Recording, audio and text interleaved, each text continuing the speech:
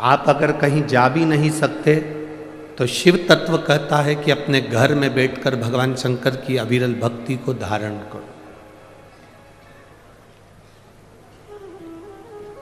जितना आप शिव को याद करोगे उतना उतना आपकी जिंदगी का दुख कटेगा। शिव महापुराण में कथा आती है कि माता सती यज्ञ की अग्नि में कूद कर अपने प्राणों को त्याग दी।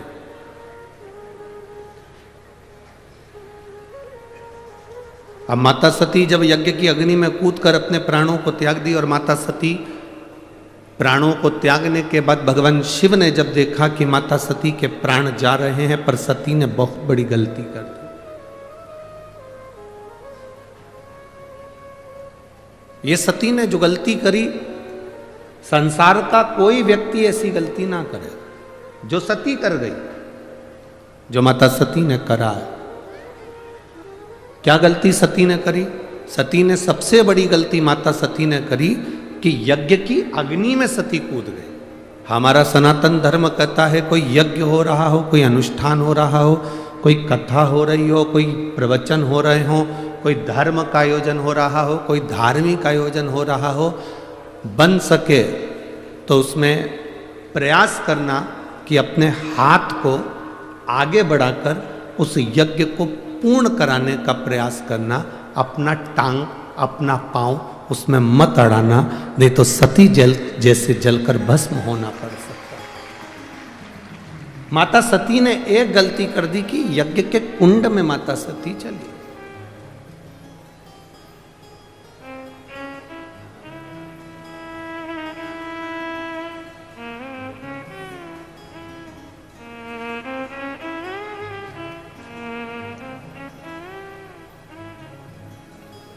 आज हम जब कल रात्रि को यहाँ पहुँचे तो सुबह सुबह एक भैया प्रश्न कर रहे थे, यही सांसद जी के यहीं से कोई होंगे सेवादार भाव वाले।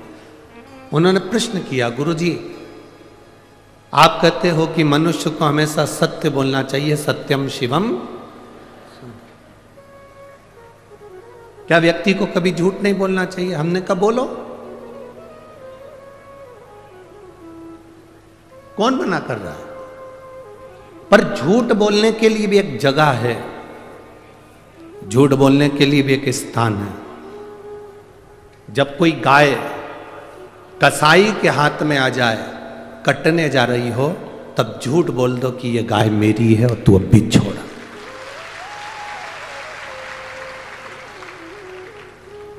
झूठ बोलने के लिए भी एक स्थान बताया गया है कि उस स्थान पर झूठ बोल दो।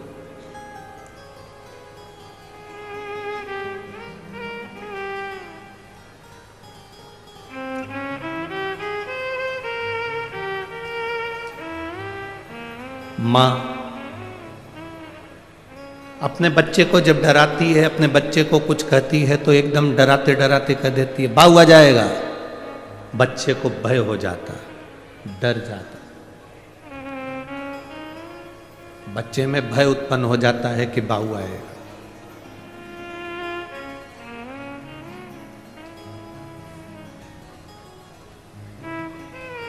जैसे बच्चे में भय होता है कि बाऊ आ जाएगा तो बच्चा डर जाता है, उसी तरह जब हम प्रतिदिन पंचाक्षर मंत्र नमः शिवाय, षडाक्षर मंत्र ओम नमः शिवाय या श्री शिवाय नमस्तुभ्यम का जाप करते हैं तो मृत्यु को, पाप को, हमारे बेकार कर्म को भी भय लगता है कि मैं इसके नजदीक नहीं जाऊं। मंत्र का जाप, मंत्र का स्मरण, नाम का स्मरण जीव को एक आनंद की अनुभूति करा देता है।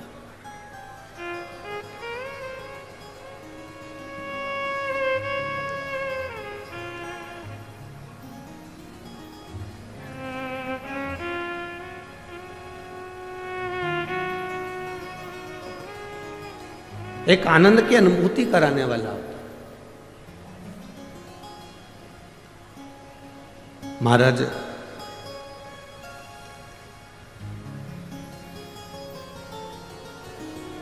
आप सब तो विदर्भ के हो, अमरावती के हो, तो आप लोगों को तो बहुत ज़्यादा भगवान कृष्ण की कथा का ज्ञान है। आप सब बहुत विद्वान भी हैं, पर आपने कथा सुनी होगी भगवान कृष्ण की धर्म पत्नी रुक्मणी जी की बुआ।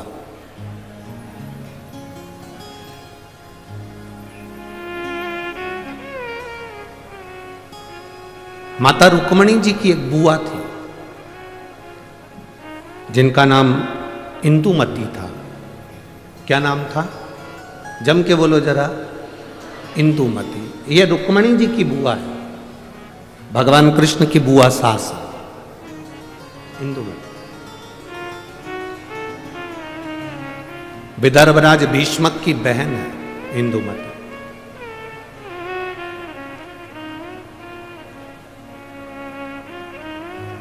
विदर्भ किस भूमि पर, पवित्र भूमि पर इंदुमती रहती? अपने भाई राजा भीष्मक के साथ में आनंद के साथ निवास करती।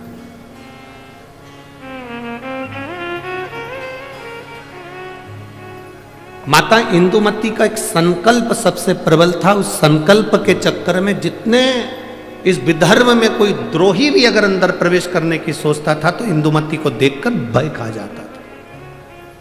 इंदुमती को देखकर उसको भय लगने लगता था।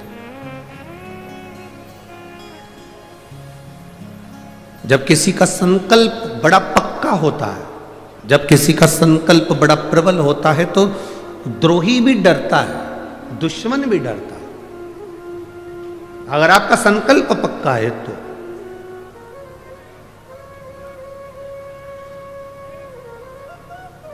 रुक्मणी जी की बुआ इंदुमती का संकल्प बड़ा पक्का था।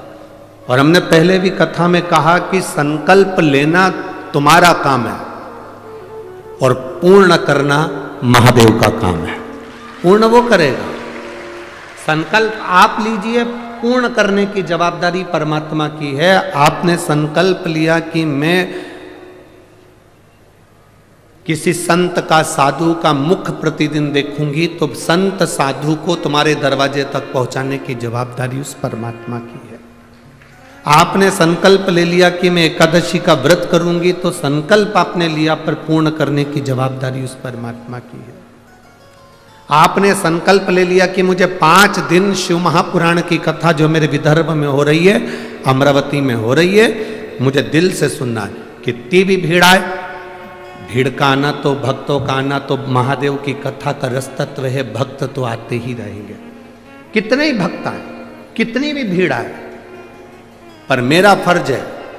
मैं रामेश्वर नहीं जा सकती, मैं सोमेश्वर नहीं जा सकती, मैं नागेश्वर नहीं जा सकती, मैं विश्वेश्वर नहीं जा सकती, मैं त्र्यंबकेश्वर नहीं जा सकती, मैं भीमाशंकर नहीं जा सकती, मैं कृष्णेश्वर नहीं जा सकती, मैं केदारेश्वर नहीं जा सकती। तो मेरा 12 ज्योतिर्लिंग वाला मेरा महादेव अमरावती के पास में शिव पुराण के रूप में आ रहा है, तो मुझे वहां जाना, मुझे वहां पहुंचना है। ये संकल्प आपके भीतर हो। मुझे 5 दिन की कथा है, मैंने अपने घर वालों से कह दिया कि मुझे आप डिस्टर्ब मत करना, मैं कथा सुनूंगी तब बात करूं। शादियों का सीजन भी है। बोलो तो रही अमरावती की जीजियों, सही है कि गलत है?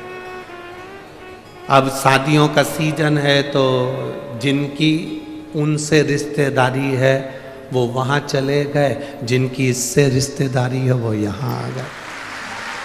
ये तो रिश्तेदारी का क्रम है, जहां जिसका संबंध बैठ जाए। ये संबंधों की बात है। और एक बात आज आप लोगों को कहूंगा इस अमरावती की पवित्र भूमि से, 24 घंटे परिवार वालों को साथ दे दो तो भी तुम्हारे मरने के समय पर वेंटिलेटर पर अकेले ही रहोगे, कोई नहीं रहेगा।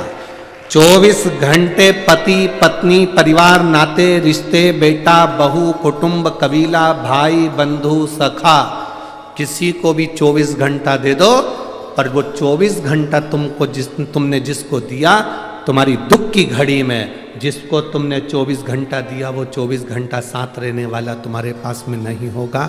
पर तुम जो 1 लोटा जल 5 मिनट शिव जी के मंदिर में जाकर जो चढ़ाती हो ना, वो तुम्हारा 5 मिनट ना जाने कितने जन्मों के दुख को काट दे। केवल 5 मिनट बोल बम का नारा है, सारी समस्या का हल। वो एक लोटा जल तुम्हारा जो शिव को तुम समर्पित कर रहे हो, शिव मंदिर तक जा रहे हो, शंकर की चौखट तक जा रहे हो, शंकर को एक लोटा जल चढ़ा रहे हो, वो तुम्हारा संकल्प पूरा करना उसकी जवाबदारी। आप सब विदर्भ के निवासी हो, आपको भगवान कृष्ण की, रुक्मणी जी की और उनके पूरे परिवार की पूरी कथा मालूम होगी, हम जानते हैं। आप सब विद्वान हो, आप सबको मालूम होगा कि विदर्भराज भीष्म की कथा क्या है। पर इस व्यासपीठ पर हम इतना सा वर्णन करेंगे कि विदर्भराज भीष्म की बहन इंदुमती का जो संकल्प, उस संकल्प के आगे अच्छा योद्धा भी उसके सामने नहीं आता था।